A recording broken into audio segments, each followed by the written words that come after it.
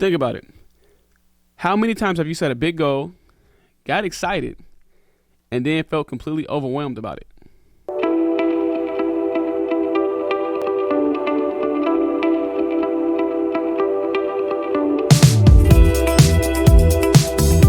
What's up, family? My name is Dontrell, and welcome back to Bridging the Gap, the show where we connect the dots between our physical and mental health. A few of the topics we've covered already are body positivity, gym anxiety, and a couple of other things. Today, we're going to continue along that same stratosphere. Today, I want to talk about setting realistic mental health goals. Too often, we set ourselves up for failure by aiming too high, moving too fast, or not taking our mental well-being into consideration. So today we're going to break it down and find a better way that sets goals that helps us instead of harms us and stressing us out. Right off the rip, let's start with this. Why do goals even matter? Goals give us direction, purpose, and motivation. But here's the catch. When we set unrealistic goals, they can actually harm us rather than help us. Think about it. How many times have you set a big goal, got excited, and then felt completely overwhelmed about it? You start stressing, doubting yourself, and probably even want to give up, and then feel worse than before. That's why we need a different approach. One that works with our mental health and not against it. You've probably heard of SMART goals.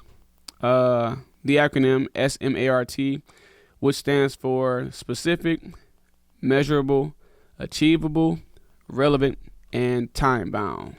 First try, I got it. And it's a great system, but I just want to tweak it a little bit so we can include mental health. So for specific, instead of saying I want to get in shape, be specific. Say I want to work out 3 days a week for 30 minutes a day. For measurable, I want you to track progress, but not with obsession. Instead of focusing on weight loss, focus on your energy levels and how you feel. For achievable, this is a big one. If your goal stresses you out, it might not be the right goal for this season in your life. This is where you have to be realistic with yourself at.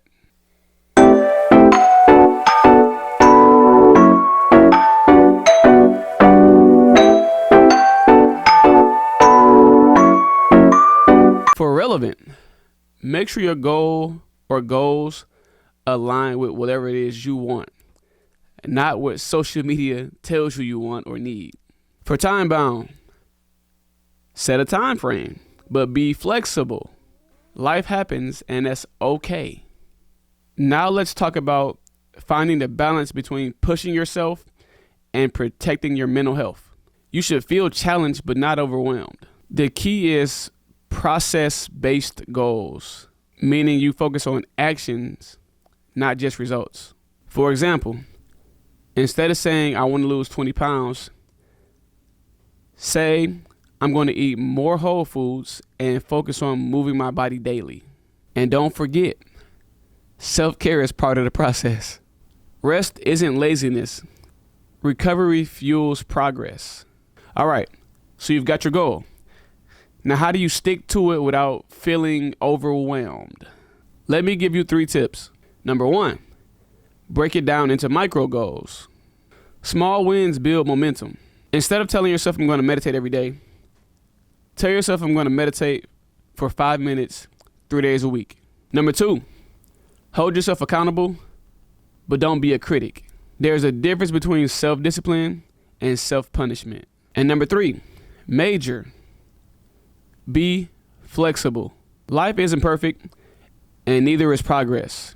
Adjust as needed. I want to share a quick story with you real quick. I had a client who wanted to work out 6 days a week for an hour a day, on top of having a stressful job and a family at home. So that ideally wasn't realistic for her. Instead, we set a goal for 45 minutes a day for 3 days a week. And guess what? She stuck to it.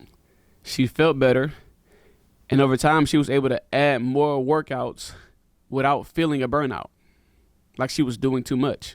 The point is, consistency beats perfection every time. Progress over perfection every day. All right, so let's wrap it up with these 3 key points. Number 1, setting goals should help you, not drain you.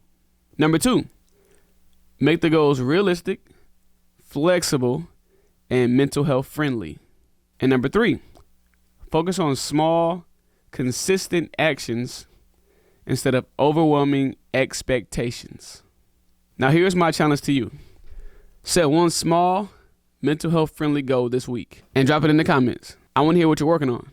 If you found this video helpful, do me a huge favor. Hit that like button, hit that subscribe button, and share this video with someone who may need it. And remember, progress isn't about perfection. It's about consistency. Keep pushing, and I'll see you in the next episode of Bridging the Gap.